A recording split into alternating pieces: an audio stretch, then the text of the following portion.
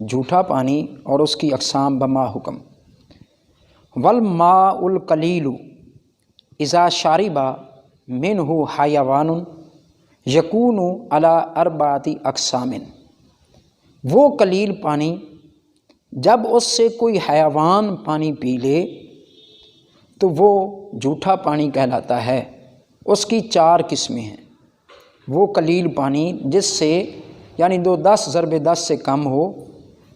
اس سے کوئی حیوان پانی پی لے تو وہ اس کی 4 قسمیں بنتی ہیں۔ نمبر 1،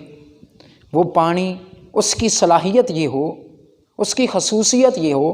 کہ وہ پاک ہو، پاک کرنے والا ہو، یعنی مطلق پانی ہم کہہ سکتے ہیں، مائع مطلق، پاک ہو، پاک کرنے کی صلاحیت رکھتا ہو، مگر اس سے آدمی نے پی لیا ہو، آدمی نے جھوٹا کر دیا ہو اس کو، اس سے گھوڑے نے پانی پی لیا ہو،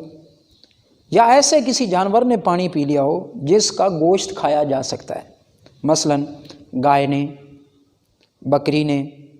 بھیڑ نے، بھینس نے، اونٹ نے، ایسے جانوروں نے پانی پی لیا ہو تو وہ پانی جھوٹا پانی کہلائے گا، اور یہ مائع مطلق ہی رہے گا، پاک بھی رہے گا اور پاک کرنے کی صلاحیت بھی باقی رکھے گا۔ اب اگلا سوال یہ ہے، کیا اس پانی سے ہم طہارت حاصل کر سکتے ہیں؟ اس پانی کا حکم کیا ہے؟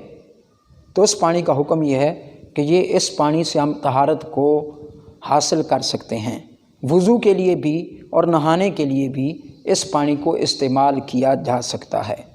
اس کے بعد دوسرا پانی جو جھوٹا پانی ہے وہ ہے مائع نجس، بالکل مائع مطلق کے متضاد، مائع نجس۔ مائع نجس وہ جھوٹا پانی جس سے کتے نے، خنزیر نے یا پھاڑنے والے درندے نے، مثلا چیتا، درندہ، پرندہ نہیں، درندہ، جس سے درندے نے پی لیا ہو، جیسے چیتا، بھیڑیا، ایسے جانوروں نے پانی پی لیا ہو تو اس پانی کا استعمال جائز نہیں ہوگا، یہ پانی مائع نجس کہلائے گا اور نجس کا استعمال نہیں ہوگا۔ اس کے بعد تیسرا پانی جھوٹا پانی وہ ہے، اسے کہا جاتا ہے مائع مکروہ۔ مائع مکروہ وہ پانی کہلاتا ہے جس سے بلی یا گلیوں میں پھرنے والی مرغی، اس کی چونچ گندی کھالیوں میں، نالیوں میں پڑ جاتی ہے، وہ اپنی چونچ سے غلط چیزیں، خواہ وہ صاف پانی میں چونچ مارنے والی ہو یا غلط پانی میں، یوں نہیں ہم کہہ سکتے، مگر گلیوں میں پھرنے والی مرغی، پھاڑنے والے پرندے، درندے نہیں، درندوں کا تعلق مائع نجس سے رہے گا، اور مائع مکروہ سے پھاڑنے والے پرندوں کا تعلق رہے گا، مثلا شکرا، باز، شاہین، چیل، گھروں میں رہنے والی چیزیں مثلا چوہا وغیرہ، ان تمام چیزوں کا جھوٹا مائع مکروہ کہلاتا ہے۔ اس پانی کا استعمال کا حکم کیا ہے؟ تو علماء کرام نے فرمایا، صاحب نور الرضا نے لکھا کہ مائع مطلق کے ہوتے ہوئے مائع مکروہ کو ہم استعمال نہیں کر سکتے۔ ہاں، اگر مائع مطلق نہیں ہے تو پھر مجبوری کی بنا پر ہم مائع مکروہ کو استعمال کر سکتے ہیں وضو کے لیے، نہانے کے لیے۔ اس کے بعد چوتھا اور آخری پانی جو مائع جھوٹے پانی کی قسموں میں سے ہے وہ ہے مائع مشکوک، ایسا پانی جس کے پاک کرنے میں شک ہو، جس کے پاک کرنے میں شک ہو، مثلا جس سے گدھے نے پی لیا ہو، کھچر نے پی لیا ہو تو اس کی پاکیزگی میں شک ہو جاتا ہے، تو اس مائع مشکوک کا حکم یہ ہے کہ سب سے پہلے اگر مائع مطلق ہو تو ہم اس کو استعمال کریں گے، اگر مائع مطلق نہ ہو تو پھر ہم مائع مشکوک کو استعمال کریں گے، مگر بما تیمم، یعنی وضو بھی کریں گے اور تیمم بھی کریں گے۔ اب اگلا سوال یہ پیدا ہوتا ہے، پہلے وضو کریں یا پہلے تیمم کریں؟ تو دونوں صورتیں جائز ہیں، پہلے آپ تیمم کر لیں بعد میں وضو کر لیں، یا پہلے وضو کر لیں اور بعد میں تیمم کر لیں، دونوں انداز کو آپ، دونوں طریقوں کو آپ استعمال کر سکتے ہیں۔ تو مائع مشکوک اس پانی کو استعمال کیا جا سکتا ہے، مگر بما تیمم،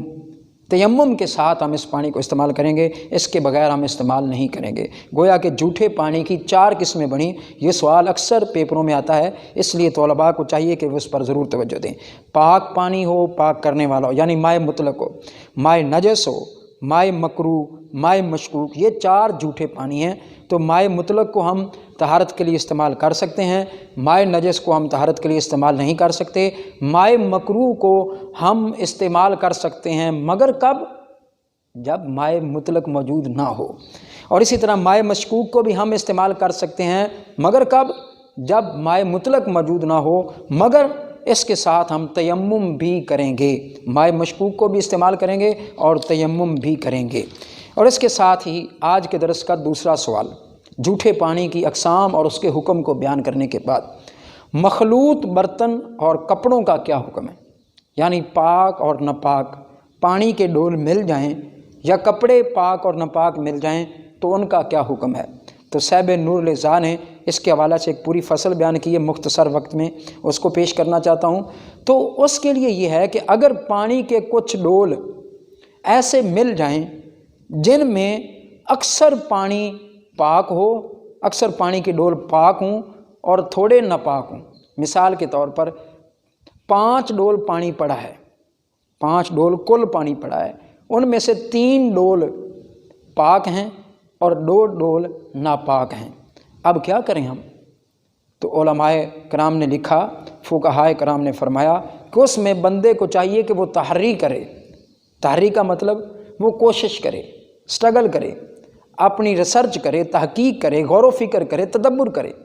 کہ ان میں سے پاک کون سا ہے اور ناپاک کون سا ہے، اور جدھر اس کا غالب گمان ہوگا کہ یہ پاک ہے، بس اس کے غالب گمان پر ہی ہم فتویٰ دے دیں گے کہ وہ اس پانی کو استعمال کر سکتا ہے، طہارت کے لیے بھی اور پینے کے لیے بھی۔ یہ اس صورت میں ہے جب پاک پانی کے ڈول زیادہ ہوں اور ناپاک پانی کے ڈول کم ہوں۔ اور اگر اس کے الٹ ہو، یعنی ناپاک پانی کے ڈول زیادہ ہوں اور پاک پانی کے ڈول کم ہوں، اس وقت ہم کیا کریں کہ وہ آپس میں مل جائیں، ہمیں پتہ نہ چل رہا ہو کہ پاک پانی کون سا ہے اور ناپاک پانی کون سا ہے، تو اس وقت صرف اور صرف پینے کے لیے تحری کی جا سکتی ہے، کوشش کی جا سکتی ہے، تحقیق کی جا سکتی ہے، غور و فکر کیا جا سکتا ہے۔ وضو کے لیے ہم اس کو استعمال نہیں کر سکتے کیونکہ پینے کا نائب نہیں ہے، یعنی پیاس بجھانے کے لیے ہمارے پاس اور کوئی پانی نہیں ہے، تو پیاس کا بجھانا ضروری ہے، وہ انسان کے لیے ضروری بھی ہے، انسانی جان کے لیے بھی ضروری ہے، تو پینے کے لیے ہم تحقیق کریں گے، جبکہ وضو کے لیے ہم اس کو استعمال نہیں کریں گے کیونکہ وضو کا نائب موجود ہے اور وہ ہے تیمم۔ وضو کی جگہ تیمم کیا جا سکتا ہے، اس لیے اگر ناپاک ڈول زیادہ ہوں، پاک کم ہوں، تو پینے کے لیے ہم تحقیق کریں گے، وضو کے لیے نہیں۔ اور اگر اس کے الٹ ہوگا تو پینے کے لیے بھی اور وضو کے لیے بھی ہم تحقیق کریں گے، ریسرچ کریں گے، اور جہاں بندے کا غالب گمان ہوگا اس کے اعتبار سے ہم اس کو استعمال کر سکتے ہیں۔ اس کے بعد اگر کپڑے مل جائیں، پاک اور ناپاک کپڑے آپس میں خلط ملط ہو جائیں، پتہ نہ چلے کون سے کپڑے پاک ہیں اور کون سے ناپاک ہیں، تو خواہ اس میں کپڑے زیادہ ناپاک ہوں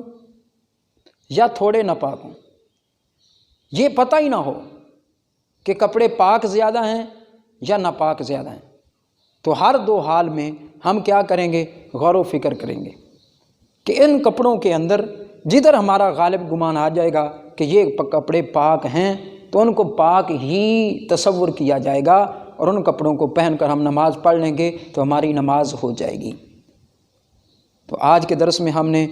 جھوٹے پانی کی اقسام،